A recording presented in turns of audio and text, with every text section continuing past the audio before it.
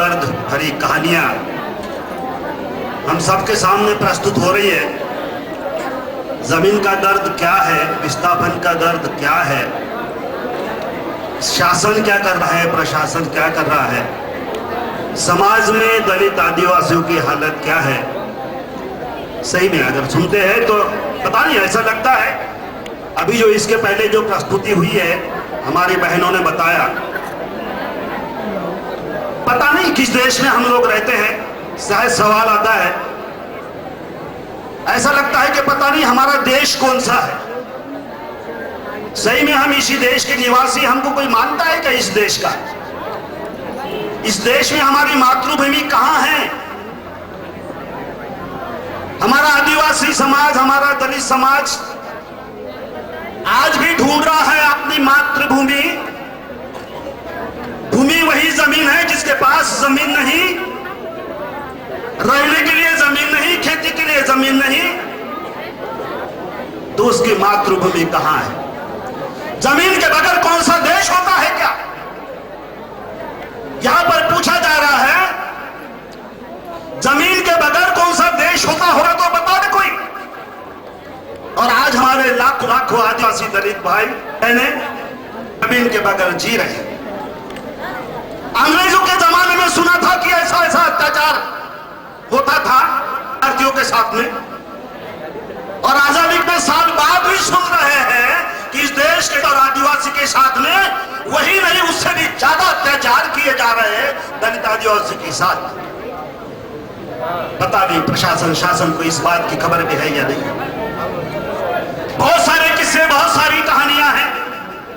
हम सब लोग जानते हैं कितना रोना रोएंगे, एक दूसरे का गला पकड़कर कितना रोएंगे हम। सोचना पड़ेगा कि क्या करें, क्या तरीका अपनाएं। एक के बाद एक किस तरह की कहानी किससे आ रहे हैं। हमारी बहन मीराबाई बताएगी कि जमीन के लिए गांव के दबंगों ने कैसा अत्याचार किया, कैसे लहूलुहान किया, वो अपनी जुबानी अपनी कहानी बताएगी।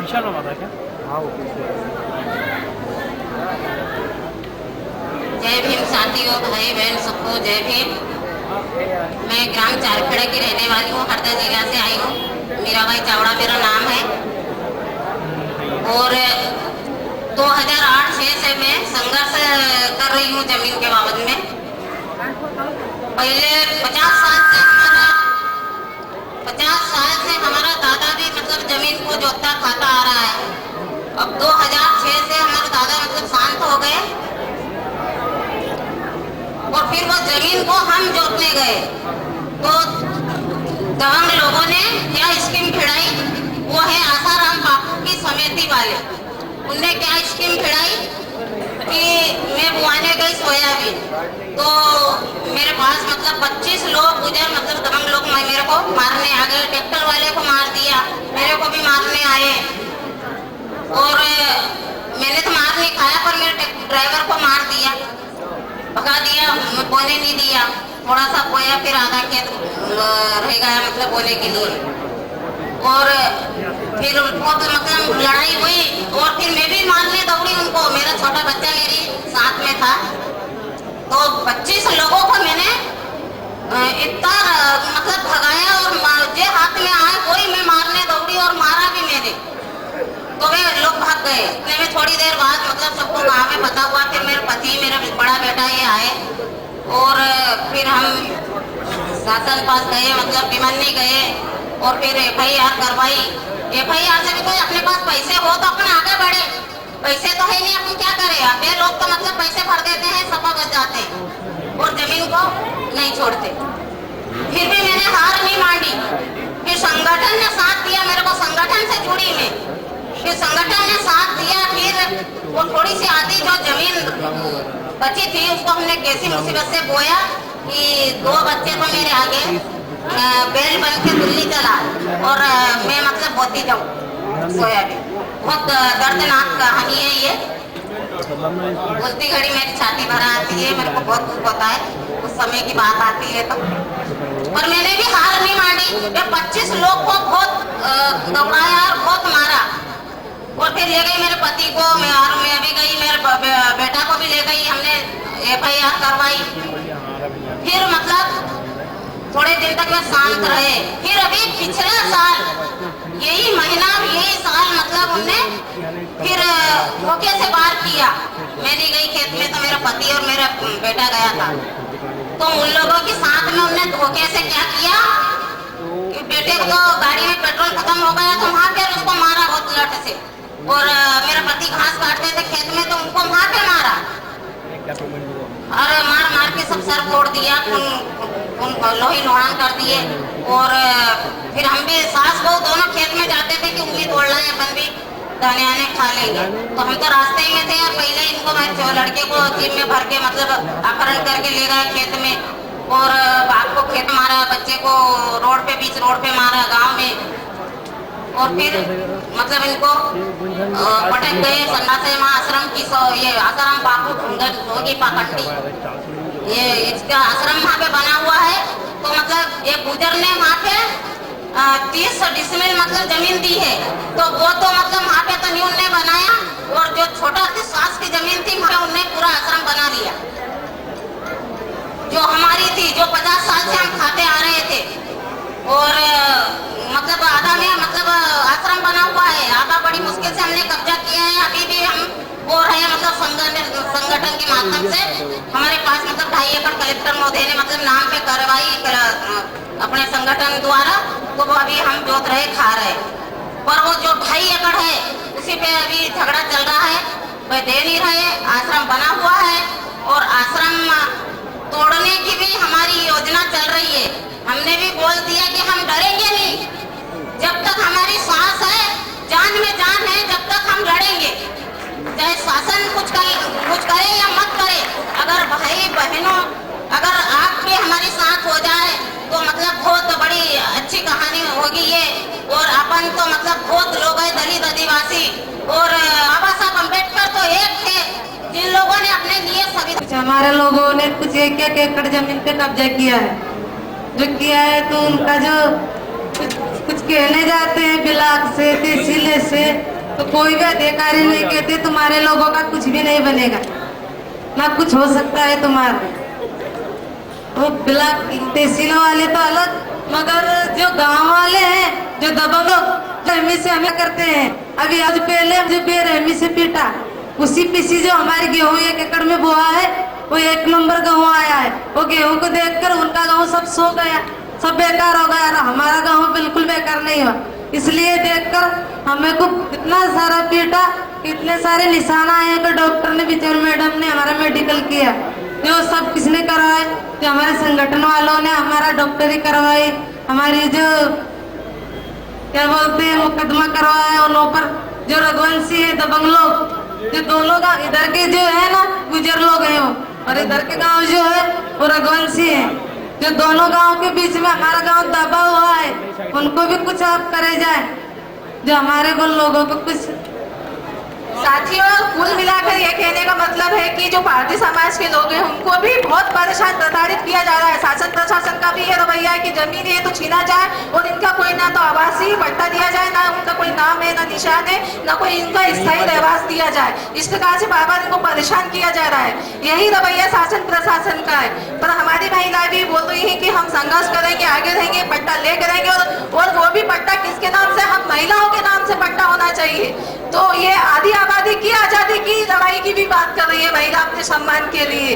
महिला शक्ति जिंदाबाद, महिला शक्ति जिंदाबाद, दलित आदिवासी एकता जिंदाबाद, दलित आदिवासी एकता जिंदाबाद। स्वागत करते हैं और उनको मंच पर आमंत्रित करते हैं। थोड़ा तालियां जोर से। माधुरी बहन। साथियों, मैं जावसंगाबाद से हूं और मैं जो बात कहने जा रहा हूं वो वन अधिकार कानून के अंतर्गत जो शासन वन विभाग द्वारा जमीन देती है उस संबंध में बताना चाह रहा हूं कि हमारे जो वन अधिकार कानून के दावों में उनके द्वारा जो सर्वे किया गया उसमें ब्लॉक स्तरीय जो समिति थी उनके द्वारा 40 दावों पे कुछ कार्रवाई की गई। जिनको पट्टे दिए गए हैं वो आधा एकड़ या 1 एकड़। उसके बाद बाकी के जो आवेदन है 450 आवेदन, उनमें कोई अभी तक कोई सुनवाई नहीं हुई है। और इस बारे में हम लोगों ने वन विभाग के अधिकारी और उनसे संपर्क किया तो संपर्क के दौरान वो बताते हैं कि ये हमारे क्षेत्र में नहीं आता, जबकि बड़ा झाड़ नेशनल पार्क और नर्सरी जो उसी में आती है, मगर फिर भी वो कहते हैं कि नहीं हमारे विभाग में नहीं आती। तो जब हमारे द्वारा सूचना का अधिकार लगाया जाता है तो वो कहते हैं हमारे इधर सूचना अधिकारी भी नहीं बैठता ब्लॉक में, वो तो आपको जिले में जाना पड़ेगा। तो इन सारी बाधाओं से हम गांव में गुजर रहे हैं और सभी आदिवासी जो बुजुर्ग व्यक्ति हैं, जो 80-90 साल के व्यक्ति हैं, उनका कहने पे भी वो कहते हैं नहीं अभी आपको कोई कब्जे नहीं है, भले आप फसल बो रहे हैं मगर हम इन फसल को जंगली जानवरों से चरा देंगे। अब ऐसी स्थिति हमारे क्षेत्रों में है तो मैं सम्मानी जूनी मेंबर और पत्रकार साथियों से कहना चाहूंगा कि इन बातों को सरकार तक पहुंचाया जाए ताकि हम आदिवासियों को कुछ फायदा हो सके और उस जमीन का हम लाभ उठा सके। बहुत बहुत धन्यवाद। मैं जंगल सिंह परते बैतूल जिले से हूँ और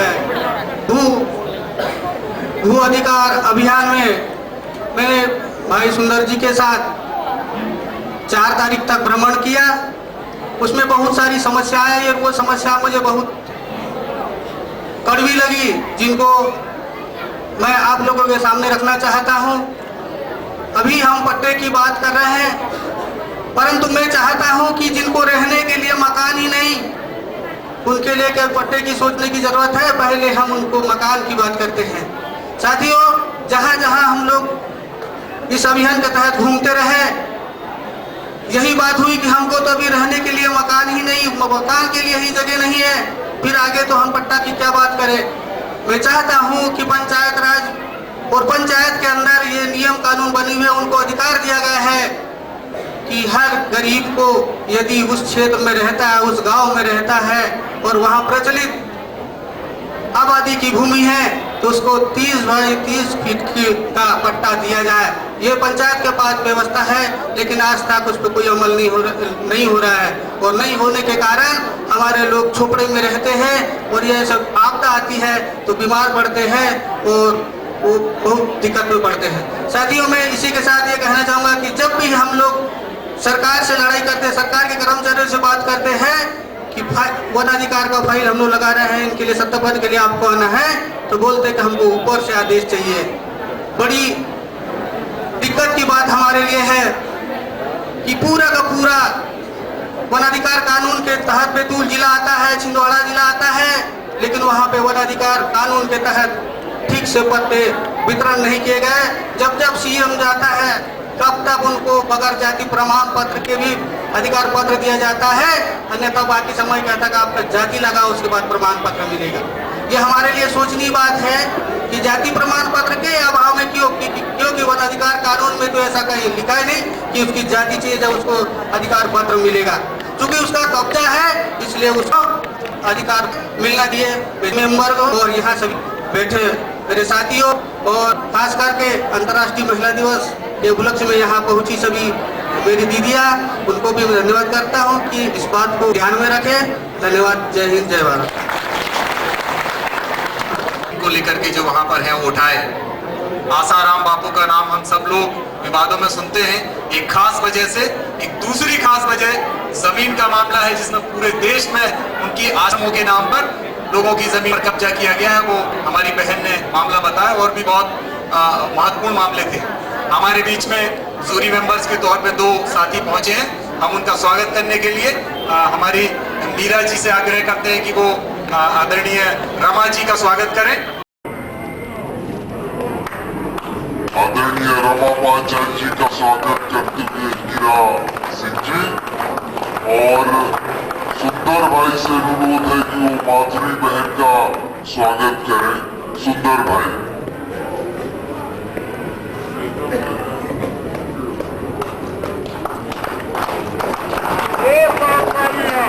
तालियां आप बजाते रहें, नारे लगाते रहें। और इसके बाद मैं रीवांचल के साथियों को आवाज देना चाहूंगा। साथी जगदीश यादव के नेतृत्व में जो भी साथी आए हैं वो आ जाएं। सिंगरौली से साथी रवि आए, रवि और एक तो उनमें से कोई एक साथी आ जाएंगे। और हमारे 32 गांव में 1007 परिवार जो मध्य प्रदेश घोषणा पत्र के तहत उनके पास कागज के पट्टे हैं और भूमि भी है, वो साथी यहाँ पर हम लोगों के पास पहुंचकर उनके रिकॉर्ड तक लाए हैं। और ऐसे साथी हैं जो अभी बड़ा अधिकार था, सरकार ने वो 0-0 का पट्टा जारी किया है और जमीन वो जोत रहे हैं 10-10 एकड़ में। और ऐसे साथी हैं जो लंबे समय संघर्ष कर रहे हैं। हम राम सिया जी से आपके बीच में मिलाते हैं, उनके संघर्ष की और उनकी कहानी है, उनके आप सुने। राम सिया आदिवासी जी।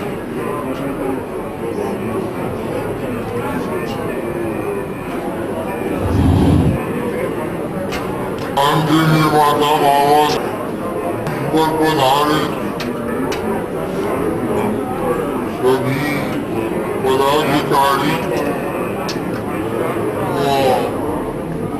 आज इस समय बैठे माताएं बहने सज्जन। मेरा नाम राम सिया, आदिवासी ग्राम बीरपुर, जिला रीवा, मध्य प्रदेश का रहने वाला हूँ। हमारे पूर्वजों के पास एक विश्वा भूमि गई थी 1980 में। हम 8-10 आदिवासी पर भूमि में कब्जा कर 8-10 साल तक बड़ा किसानी ले आए। जब वो भूमि सुधर गए और नायब तहसीलदार वोरा के जरिए इस जमीन का फैसला भी हमारे पक्ष में हुआ, उसका नकल लेने हेतु आवेदन दिया। अधिकारी बोले कि आज समय नहीं है, कल आप नकल ले लेना। रात में रुक गए। अब सुबह हुआ, वहां गए, वहां आवेदन दिया। वहां रात में फैसला फाड़ के फेंक दिया गया। ये हालत, हमें नकल का फैसला नहीं मिल पाया। उसके दूसरे तीसरे दिन वो दबंगों के नाम उसका पट्टा बन गया, जबकि रिजर्व जंगल है। ये जुर्माना हम आदिवासियों को हुआ। पट्टा 500 एकड़ वालों का हो गया। ये रीत रवैया प्रशासन की है और उसी पट्टे के आधार पर वहाँ हम लोगों 4 में फसल काटी गई। जब डीएम साहब भेजता, नायब तहसीलदार वोरा और थाना प्रभारी परिवार को ये सूचित किया गया था कि जिसने फसल बोई है उसी को फसल काटने दे, लेकिन वही परिवार का ठहरेदार ये सारी वहाँ साथ में दबंगों के साथ रहकर उस फसल को कटवाई। 10 ट्रैक्टर चना, 7 ट्रैक्टर राई, 7 ट्रैक्टर बिर्रा, 3 ट्रैक्टर से हुआ, 500 औजार हाउस में निकली। सब दबंगों के यहाँ चली गई और पट्टे के आधार पर हम लोगों को धारा 379 के तहत जेल भेजा गया। 8 साल तक मुकदमा चला, लेकिन न्यायालय ने मुझे निर्दोष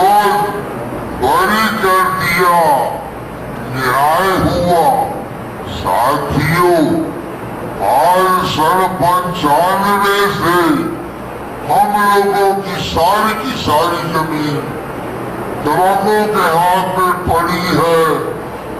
कहीं कलेक्टर तो कहीं कमिश्नर तो कहीं एसपी, रोजाना वारदात गाली मार होते रहते हैं। लेकिन हजारों अपीलें, हजारों रिपोर्टें, हजारों आवेदन माननीय मुख्यमंत्री महोदय 9 जून 9 या 10 में गए थे लाहौरा, वहां हाथ में आवेदन दिया। माननीय अशोक भारती लेटर के माध्यम से 2 आवेदन मुख्यमंत्री जी को दिया, लेकिन उसकी सुनवाई आज तक नहीं हुई। मैं श्रीमान मुख्यमंत्री महोदय को आगाह करेंगे कि आज दिन रामसिया वही आदिवासी वीरपुर बोल रहा है। इन अत्याचारों का निवारण मुख्यमंत्री महोदय के जरिए हो, अन्यथा इन आदिवासियों को रहने का कदर नहीं है तो इनके ऊपर बम छोड़ के सारे के सारे आदिवासियों को नष्ट कर दिया जाए। इसी आह्वान के साथ मैं अब एक गीत गाता हूँ।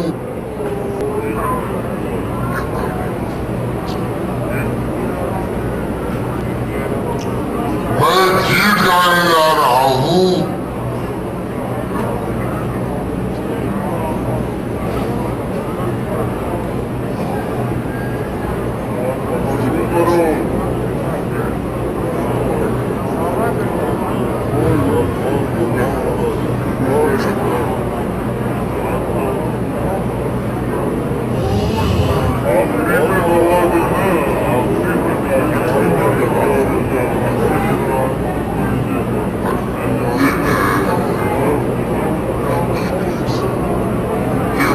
आदिवासी थे जिन्होंने संघर्ष किया।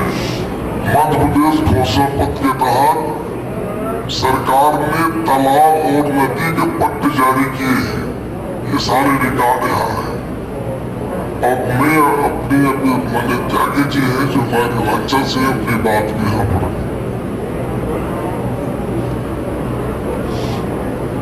साथियों,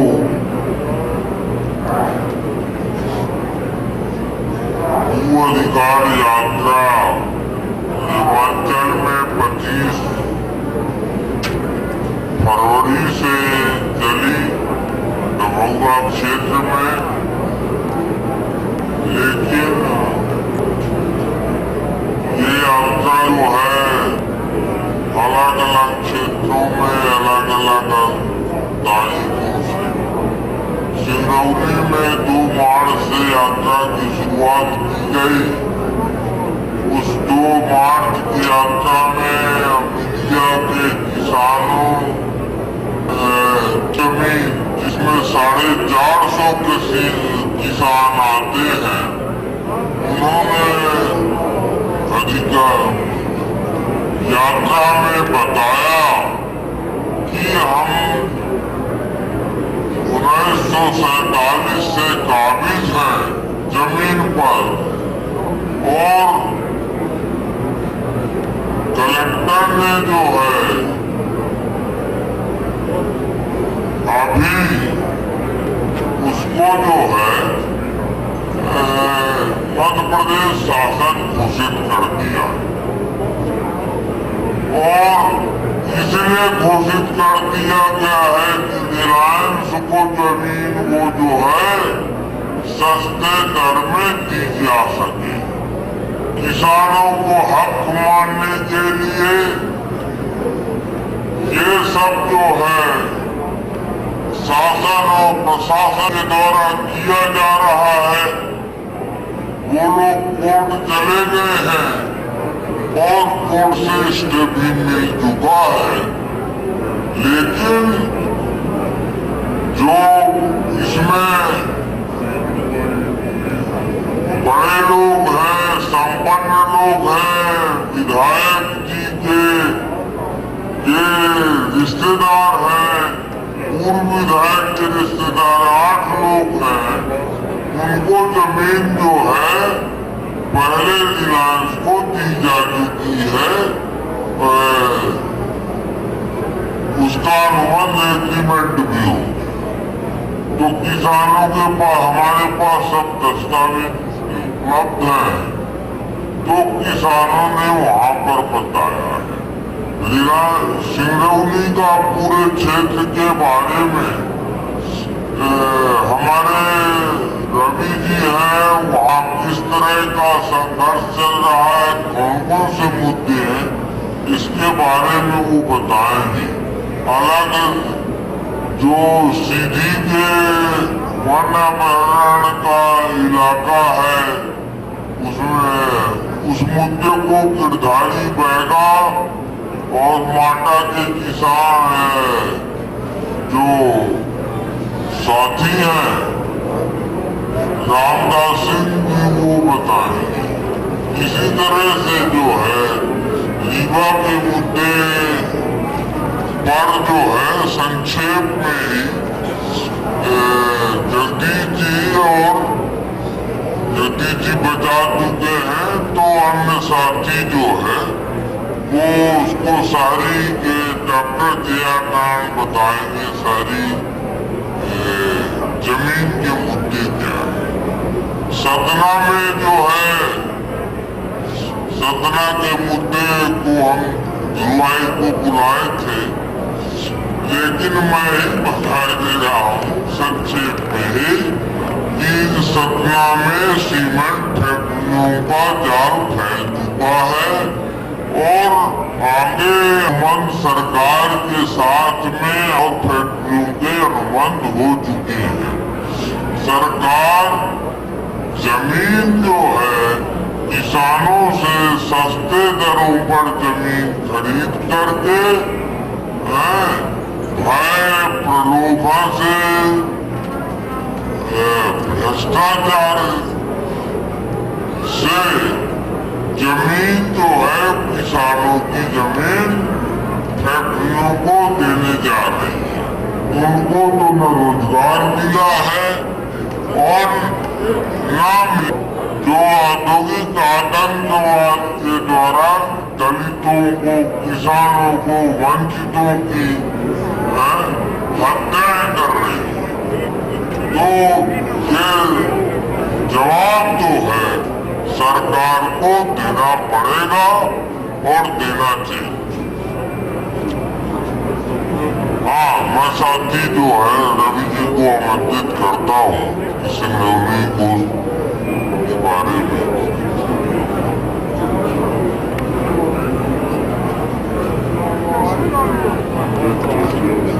किसान एकता के लिए लोक विद्या जन आंदोलन के कार्यकर्ता के रूप में कार्य करता हूँ। अभी त्यागी जी सिंगरौली का संक्षेप में वर्णन कर रहे थे।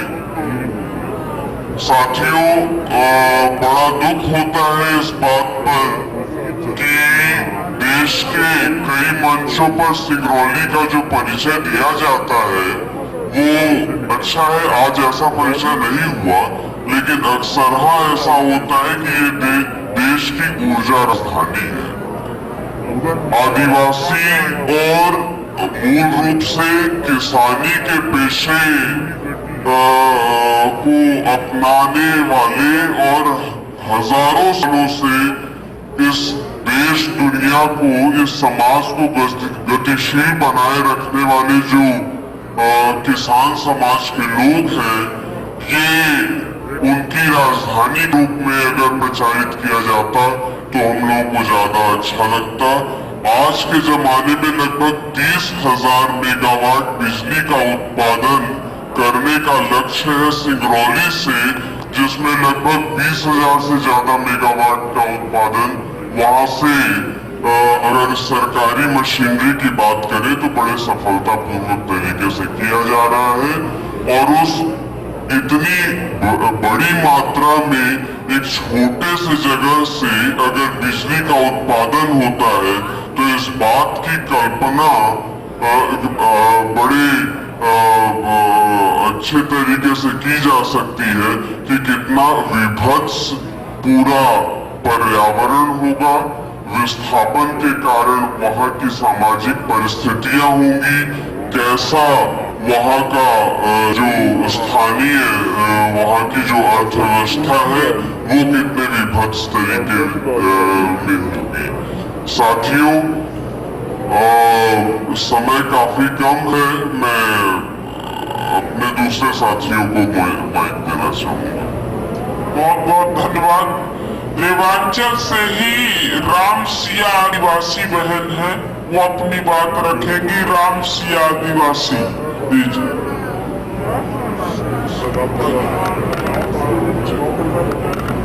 हाँ, भैया बहन माता सबसे बुजुर्ग, ना पढ़ी न लिखी, 60 साल के बूढ़ी बोल रहा हूँ, अपना दुख बता रहा हूँ। सबसे हाथ जोड़ के निवेदन है, धन्यवाद सब कार्यकर्ता के, धन्यवाद ये कार्यकर्ता के जो कि हम कलिया के सीएल भोला यहाँ पर कर दिए।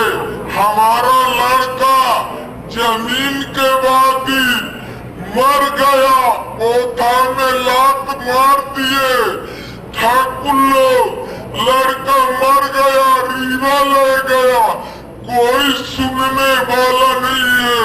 पैसा दे दी, हमारी लाश वापस कर दी, हमें इतनी दुखी हो गए। जमीन के पट्टा भी मिला, सब कुछ है। 5 लोगों के हमारे लड़का देखे जाते हैं तो कहते हैं कि तेरा इज्जत भी लूट लेंगे, मार डालेंगे, देखो सब करेंगे। तो हमारा सुनो आप लोगों, हमका बचका ऊंचे ले चलो, लड़ाई लड़के हमारे अंडा बच्चा के, उसके बूढ़ी माता, एक लड़का है, उसके बेटे को तो 4 बेटा हरे दबाओ न, हम तो कहने लायक नहीं रह गए, न सरकारी जमीन लायक रह गए, और हमारे जो कोक का लड़का है वो भी चला गया। उनको नाम रहा राजभोर, वो आज फिर उसके नाम में पट्टा है, मर चुका हो। और 3 साल पहले इतनी हमारे ऊपर आफत थी, जाना रीवा के रहने वाली हूँ, तो हम सबसे हाथ जोड़ के गोल पर के कहते हैं कि अब तो हमारा लड़का तो चला गया, तो अब जे औलाद ही उसको तो दबाओ बेटा रे, नहीं हम तो कहना लायक नहीं रह गए, हम तो बांझनी हो गए। जाने हमारे इतना दुख है। बहन ने अपना दर्द बयां किया, किस तरह से दबंगों ने उसके साथ हिंसा की और उसके गुप्तांग पर लात मार दी और जिससे वो खत्म हो गया। ये इन्होंने अपने दर्द को बयां किया। ये लड़ाई लड़ रही है उस जमीन के लिए। साथियों, गिरधारी बैगांव रामदास जी सीधी जिले से ही है, वो अपनी बात रखेंगे। गिरधारी बैगांव रामदास जी, संक्षेप में 2 मिनट।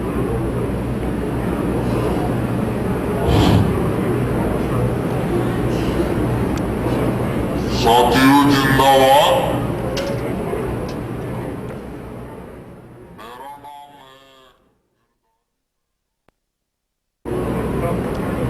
मैं ज्यादा नहीं बोलना चाहता हूँ, थोड़ा सा अपने शब्द में बोलना चाहता हूं कि सरकार ने जो भी योजनाएं और जो भी प्लान बनाती है वो आदिवासी, दलित और अल्पसंख्यक के नाम से ही बनाती है। और यहाँ आदिवासी ऐसे हैं कि जिस गांव में है कहां से पैसा ला के दे दे उनके लिए, हम गरीबों खाने के लिए नहीं मिल रहा तो उनके लिए हम कहां से पैसा ला के देंगे। खाने के लिए है कि के बाद में भी पुलिस की धमकी, थाने में 3-3, 4-4 बार बंद करा रहा है, फसल नहीं काटने देता है। पुलिस के जरिए से हम फसल काटते हैं, के बाद में थाने में कौन दरखास्त यहाँ पे दो, कौन भेज दे, कोई भी नहीं सुनता हमारी भाषा। पैसा हो तो उनकी सुनने के लिए तैयार है, हमारे पास पैसा नहीं है तो हमारे पास कोई नहीं है सुनने वाला।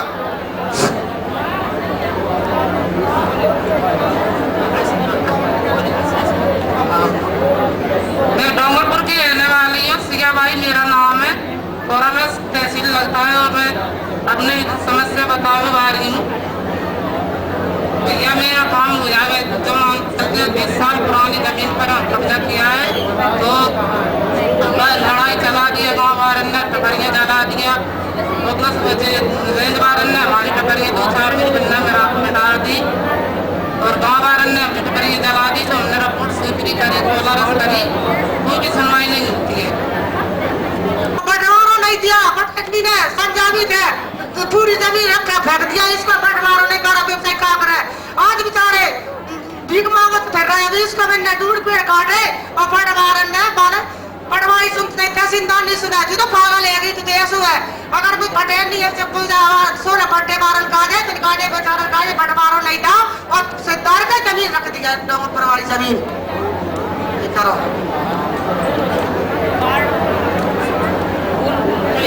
बहुत बहुत धन्यवाद।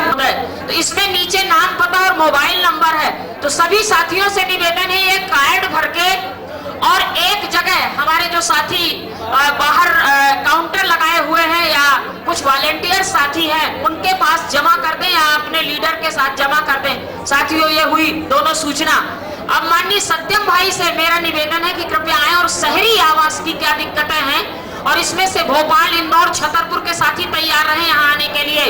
वो मरघट पहाड़ी वाले सभी साथी यहाँ पर आ जाएंगे और ये शहरी आवास योजना इंदौर, भोपाल भी साथी यहाँ पर आए अपनी बात रखने के लिए। उनमें से 1-2 साथी बोलेंगे। सत्यम भाई लीड कर रहे हैं, कृपया आ जाएं। साथी सुधाकर, भोपाल से साथी सोनू, शीला जी, भोपाल, इंदौर और जबलपुर से करीब 1 लाख से ज्यादा लोगों को शहर से हटाया गया है। मसला है शहर को सुंदर बनाना, मसला है शहर के गरीबों को आवाज देना और शहर के गरीबों को आवाज देने के नाम पे सबसे पहले जिस आदमी को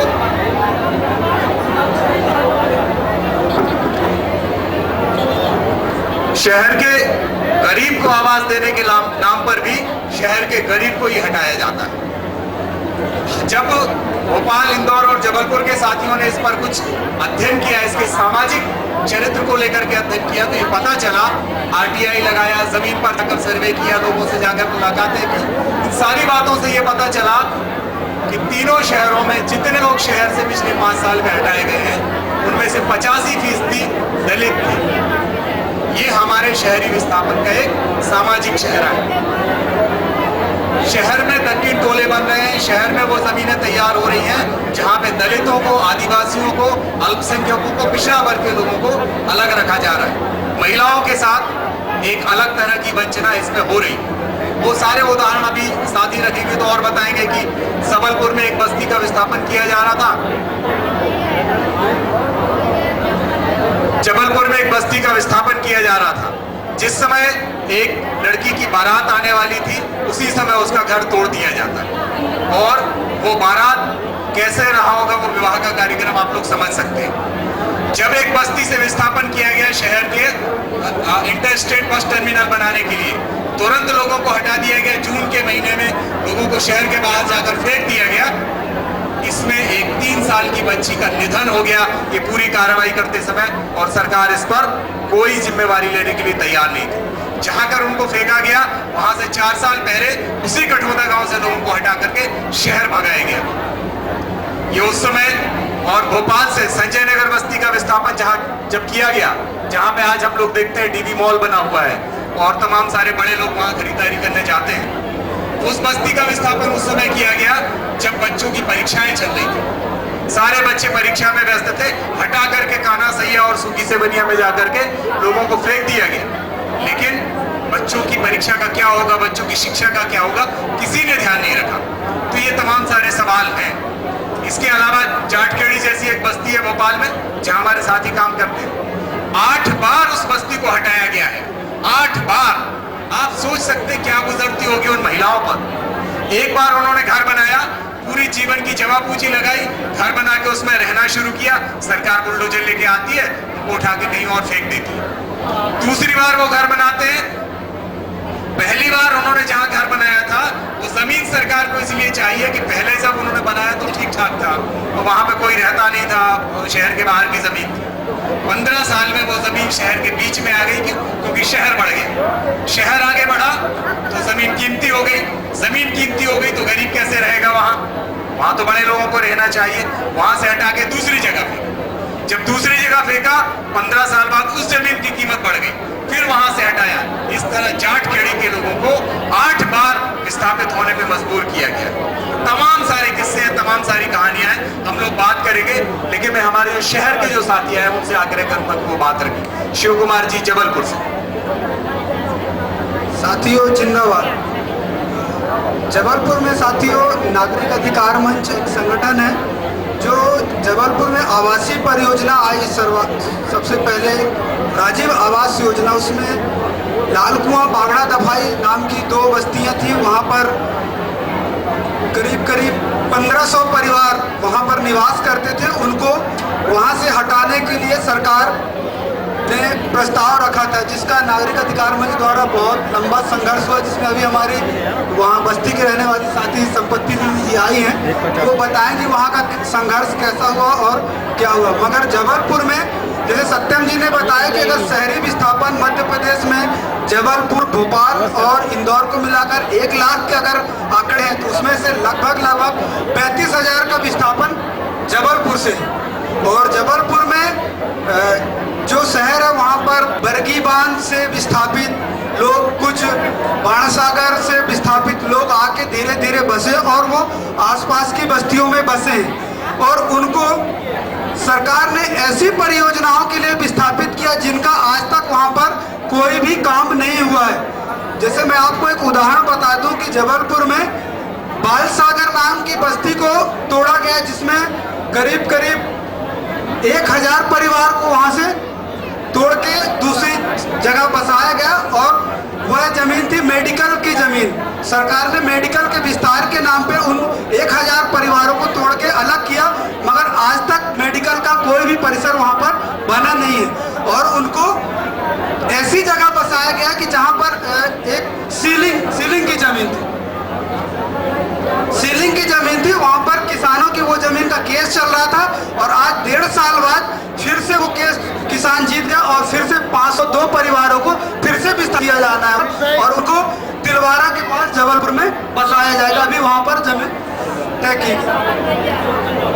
आप एक गीत गाएंगे और जबलपुर में एक रेलवे का करीब 8 किलोमीटर की रेलवे की छोटी लाइन पट्टी से विस्थापन हुआ, जहां पर 1500 परिवारों को विस्थापित किया गया। और वहां पर जब वो विस्थापन हुआ वहां पर सारे प्रशासनिक अधिकारी थे, मगर वहां पर लोगों को जो एक मूलभूत सुविधाएं देने की बात है, आज 3 साल हो गए, वहां पर किसी भी बस्ती में, चाहे वो बालसागर के विस्थापित हो, चाहे के विस्थापित हो, चाहे दीनदयाल जो बस्ती बसी, उनके कहीं पर भी आज भी मूलभूत सुविधाओं की कोई भी सुविधा है, रोड, नाली, पानी, बिजली, स्कूल, 3-4 साल होने के बाद कहीं पर कोई भी व्यवस्था नहीं की गई है।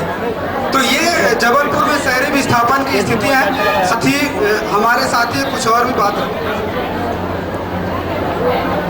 जिंदाबाद साथियों, मेरा नाम सोनू है और अभी देश स्तर पर एक नेटवर्क बना है NFHR, जिसका नाम है national forum for housing right. उसका उद्देश्य ये कि जो शहरी गरीब के जो मुद्दे हैं, आवास का मुद्दा है, जन सेवाओं को लेकर जो मुद्दा है, उसको काम करने। अभी रिसेंटली 2 महीने का एक मैं केस आपके साथ शेयर करूंगा। मैं खुद उस बस्ती में रहता हूँ। उस बस्ती का नाम है इंदिरा नगर। इंदिरा नगर जिस जमीन पे बसा है वो सरकारी जमीन है और अभी नगर निगम द्वारा उसको JNUR में 2006-07 के दौरान तय किया गया था कि वहां पर मकान बना दिए जाएंगे। लेकिन वर्तमान में अभी प्लान नगर निगम ने चेंज कर दिया है, ऑन पेपर नहीं, सिर्फ मौखिक रूप से। वो कहते हैं कि इंदिरा नगर के लोगों को पास ही बनी एक बाबा नगर की जमीन है जिसपे इंदिरा नगर के लोगों को भेजा जाएगा।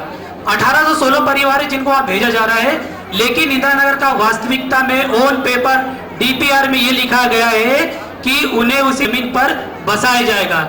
मुख्यमंत्री शिवराज सिंह चौहान ने आकर वहां घोषणा की है, लोगों से वादे किए हैं कि आपको यहां से कोई नहीं हटाएंगे और आपका मामा आपको यहां पर बसाएगा। उसके बाद क्षेत्रीय विधायक श्री सुरेंद्र सिंह पर आए, उन्होंने लोगों को आश्वासन दिया। उनकी बाइट, उनके वीडियो क्लिप्स हमारे पास है, उनको जो हमें लेटर दिए उसकी पावती हमारे पास है, जिसमें उन्होंने कहा है कि आपकी इच्छा के विरुद्ध आपको यहाँ से कोई हटाएगा नहीं, हम आपको वहीं के वहीं बना के देंगे। लेकिन नगर निगम ने वो जमीन किसी बिल्डर को भेजा है, मैं उस बिल्डर का नाम नहीं लूंगा, लेकिन उस बिल्डर को बेचा गया है और वो अरेरा कॉलोनी की जमीन है। यदि आप भोपाल में कदम रखते हो, जब किसी से बात करते हो कि यहाँ सबसे महंगी कॉलोनी कौन सी, तो अरेरा कॉलोनी का नाम लेगा। उस जमीन पर इंदिरा नगर बसा हुआ है और उस जमीन पर नगर निगम जबरन लोगों को खाली करवाया जा रहा है। हम जब इसको लेकर नगर निगम के लोगों से बात किए, नगरीय प्रशासन आवास मंत्री कैलाश विजयवर्गीय जी, तो उन्होंने ये बोला हमें कि काम करो, 250 लोगों के हम मकान अच्छे बना देते, बाकी कचरे को जाने दो। उन्होंने यही शब्द यूज किया, बाकी कचरे को जाने दो, 250 लोगों को हम यही मकान बना के दे देंगे।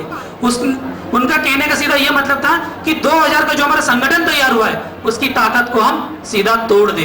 1750 परिवार को वहां भेज दे, जो कि 150 वर्ग फीट लिखा गया था, लेकिन 210 वर्ग फीट में दे दिया। दोस्तों, ये बात बहुत देखने वाली है कि JNUR योजना में सभी के लिए बेहतर आवास बनाने का बोला गया था। हमें तो मालिकाना हक दिया जाए, हमें तो वो आवास में जाना भी नहीं है, हमें तो भैया मालिकाना हक उस जमीन का दिया जाए। इसको लेकर जब आप पार्टी के प्रवक्ता के पास हम गए तो हमसे ये बोलते, अरे भाई करप्शन का कितने का है? तो हमने बोला साहब 18,500 का ही मामला है। कल मिला के कितना होता है? तो हमने कहा साहब 15 करोड़ का मामला है। हाँ ठीक है, फिर इसको लेकर हम मामला उठाएंगे। इसको लेकर हम प्रदेश कांग्रेस कमेटी अध्यक्ष के पास गए तो अध्यक्ष ये बोलता है, भाई कांग्रेस पार्टी को फायदा क्या होगा, ये हमारे वोटर कितने? हमने बोला साहब यहाँ वोटर करीब होंगे आपके 30-40 हजार। हाँ तो ठीक है, फिर इस मुद्दे को हम लोग उठाएंगे। मतलब जितनी भी पॉलिटिक्स पार्टियां हैं वो सिर्फ वोट के लिए हम लोगों का उपयोग करेगी, अन्यथा उनको आवाज देना, शहरी गरीबों को उत्थान करना, ये उनका मकसद नहीं है। मकसद होता तो 50 साल में शहरी गरीबों की संख्या शहरों में बढ़ती नहीं है, क्योंकि आज रोजगार के साधन गांव में कम दिए, इसलिए हम शहरों में आ रहे हैं। धन्यवाद। भोपाल से एक और साथी शीला जी अपनी बात रखेंगी, वो बस्ती से आई है। मेरा सब भाइयों का नमस्ते। मैं बाल इंदिरा नगर रहती हूँ और हमारे कम से कम 1000 महिला हैं जो रात में उनके साथ मीटिंग करना, अधिकारियों से लड़ाई करना, बच्चों इतने बच्चों को साथ में लेके जाना धूप में पैदल। हमारा ये है कि हम राजधानी में तो जरूर रहते हैं, मगर हम गांव से भी बदतर जिंदगी जीते हैं। हमारे पानी की दिक्कत, हमारे विकलांग भाई बहनों की दिक्कत, बुढ़े पेंशन वालों की दिक्कत, हर चीज की दिक्कत है। हमें आश्वासन के अलावा कुछ भी नहीं मिलता। हमारा राजधानी जरूर है, हम 30 साल से निवास करते हैं। हमारे पास सन 84 के पट्टे राजीव गांधी वाले भी हैं, हमारे पास अर्जुन सिंह के पट्टे भी हैं। हमारी उस जमीन में 3 बार पट्टे दिए गए। अब हमारा एक ही निर्णय है, आप एक छोटा सा मकान 3 बाई 3 का किचन और 2 बाई 2 की लेटरिन, आप बताइए कि हमारे बूढ़े माँ बाप या हमारी बहू या सास कहाँ रहेगी उस कमरे में? हमें 2 कमरे बना के दिए गए और शासन बोलती है हम यहीं तो दे रहे हैं। हमने शिवराज से भी बात करी, विधायक से भी बात करी, अरे तुमको तो हम यहीं तो दे रहे हैं, हम आपको भोपाल से बाहर नहीं भेज रहे। हमारा कहने का मतलब यह है कि हम अपने हक के लिए लड़ रहे हैं। हम मकान बनाते हैं, हम घरों में बर्तन मानते हैं, हम सब काम करते, मजदूर जितनी मजदूरी करता है। बड़े आदमी लोग अगर इतना चलेंगे तो कहेंगे धूप लगती, हम लोग नंगे पैर काम करते हैं, उन्हीं के लिए काम करते हैं।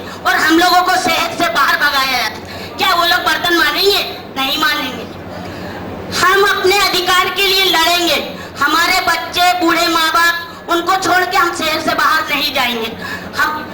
हमारे ये अभियान के लेके हम मीटिंग करते हैं, हम अधिकारी से बात करते हैं, नगर निगम अधिकारी से। पर जो मेन लोग हैं उन तोड़ने के लिए हमें फोन आ रहा है, हम तुमको 2 प्लेट देंगे, 4 प्लेट देंगे, आप ये लड़ाई बंद करो। नहीं, हम किसी के साथ धोखा नहीं करेंगे। हम लोग केवल पूरी बस्ती एक है। कुछ भी बात होती है पहले बस्ती में मीटिंग करेंगे, उसके बाद हम अधिकारी से बात करते हैं। हम जब तक अपनी बस्ती में बात नहीं करते, हम अधिकारी से बात नहीं करते। हमें जब तक बस्ती संगत है, हमारा कोई कुछ नहीं बिगाड़ेगा। और हम उस मकानों में नहीं जाना चाहते। अगर बना के देना है 15 बाई के प्लाट, हमें यही बना के दो जहाँ हम रह रहे हैं। अभी देखो हम चारों तरफ देख लो, हम 15 बाई 30 का हमें प्लाट में लिखा हुआ है, हमारे पट्टे में लिखा हुआ है, तो हम क्यों उस मकान में जाए? DPR बना, हमसे पूछा नहीं। कुछ भी योजना बनती है उनके बंगले के अंदर बनती है, बस्ती में आपके नहीं बनती। हमारी जनता से पूछा जाए या हमारे भाई बहन से पूछा जाए फलानी जगह कहाँ है, नहीं मालूम। हम जो योजना बनती है तो उनके महल के या उनके ऑफिस के अंदर बनती, हमारे बस्ती में आके नहीं बनती। अभी राशन कार्ड भी बन रहे हैं, राशन कार्ड में भी अभी गरीबों को गल्ला कम मिला है। उनके पर्ची में लिख क्या है, किसी को 4 किलो, किसी को 2 किलो। ये भी क्या बोल रहे हैं कि आप पक्के मकान में चले जाएंगे तो राशन को आपको छीन लिया जाएगा। इसलिए वो हमारी झुग्गी अच्छी, हमारे घर अच्छा, हम वो महल में नहीं जाना चाहते। बहुत बहुत धन्यवाद शीलाबाई जी। इंदौर में जो पिछले 10 सालों में जो विस्थापन हुआ है उस पर बात रखना चाहूँगा। पिछले 10 सालों में इंदौर की झुग्गी बस्तियों से लोगों को हटाया गया और करीब 70,000 परिवार शहर के बाहर विस्थापित किया, और विस्थापित भी किया जहाँ पर आज तक भी बुनियादी सुविधाएं नहीं हैं। 40 किलोमीटर दूर विस्थापित किया गया है। इंदौर शहर के विकास के नाम पर और जो अन्य औद्योगिकरण के चलते इंदौर में अभी भी विस्थापन जारी है। अभी हाल में जो घटना हुई मैं बताना चाहूँगा। विधानसभा चुनाव के पहले भारतीय जनता पार्टी के घोषणा पत्र में कहा गया था कि जो व्यक्ति जहाँ पर रहेगा उसको वहीं का मालिकाना हक दिया जाएगा। जैसे ही चुनाव समाप्त होता है और भारतीय जनता पार्टी की सरगर्मी है, आचार संहिता समाप्त होते ही वहाँ इंदौर में अभी पिछले आचार संहिता समाप्त होने के बाद 10 बस्तियों को हटाने का काम वहाँ पे किया गया है। और वहाँ के जो मंत्री कैलाश विजयवर्गीय जो आवास का मामला देखते हैं वो भी इस बातों पे ध्यान नहीं दे रहे। शिवराज सिंह चौहान तो घोषणा कर दिए है लेकिन अभी तक कोई अपनी घोषणा पर अमल नहीं किया गया। बस ये कहना चाहूँगा। धन्यवाद सुधाकर जी। और मैं रीवा से हूँ। विस्थापन और गरीबी के बारे में तो अभी जबलपुर में जो हुआ है, तो मैं जबलपुर साथियों से एक निवेदन करना चाहता हूँ कि रीवा में एक डकैत भेज दिया है समदड़िया बिल्डर। उसने क्या किया है कि हमारे रीवा में जो अभी साथी ने बताया, हमारे कुछ ऐसे करीब 1000 ऐसे साथी हैं जिनको 5 बार विस्थापन हुआ। जो उन्होंने बड़ी बड़ी बिल्डिंग बनाई, हमारे यहाँ स्थानीय मंत्री राजीव शुक्ला जी हैं, हमारे वो दलित साथी जो रानी तालाब के उसको बाउंड्री वाल गिरने पे उतर गए और आज तक उनसे और उनको वहां रीवा से 15 किलोमीटर दूर रोहतारा में भी शिफ्ट किया। जब से समदड़िया जी गए हैं तो रीवा में जितने भी झुग्गी झोपड़ी हैं वहाँ सारे प्लाट बन रहे हैं और सब हटा करके रीवा से 10-10 किलोमीटर लोग जा रहे हैं। हमारा घर घेरे हुए हैं दलित लोग, क्या पाइए डॉक्टर साहब, चलिए, उनसे लड़ रहे हैं, हमको बंद कर दिया गया, हम जेल में रहे, फिर लौटे और लड़ाई विलंब जारी है। साथियों, एक्चुअल बात क्या है कि कोई भी लड़ाई अगर है, हम यही कहना चाहते हैं। अभी हक हमारी शीला बहन एक हक बात कही, समय बहुत कम है, हमारे साथ कुछ लोग डंडा लिए बैठे हुए हैं। मैं हक की 2 पंक्तियां आपको सुनाता हूँ। इस शर्त पर कि आप लोग उसको दोहराएंगे क्या? हाँ, हमको भी थोड़ा सा हक है, हमको भी थोड़ा सा हक है, बारिश की बूंदें थोड़ी सी, बारिश की बूंदें थोड़ी सी, सूरज की गर्मी थोड़ी सी, सूरज की गर्मी थोड़ी सी, गंगा की थोड़ी सी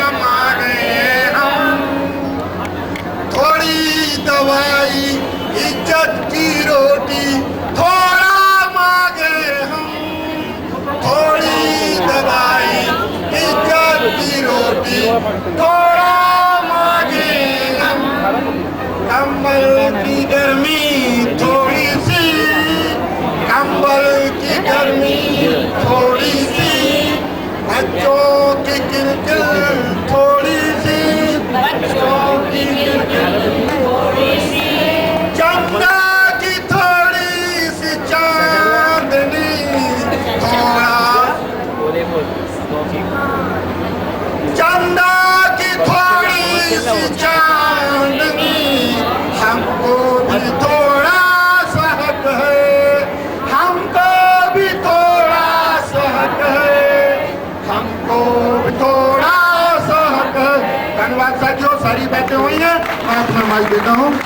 करुणा जी अधिकारी एवं जिलों से आए साथियों, सबको मेरा नमस्कार। मैं छतरपुर जिला वार्ड नंबर 34 से आई हूँ। झुंगी झोपड़ियाँ हम लोग 20 साल से अपना निवास कर रहे हैं और प्रतमंगों द्वारा हम लोगों की बाउंड्री बना दी गई, घर खेल लिए गए, बाथरूम लैट्रिन की सब लोगों की समस्या हम लोगों को हो गई है और हम लोग के पट्टे निरस्त कर दिए जा रहे। माननीय मुख्यमंत्री जी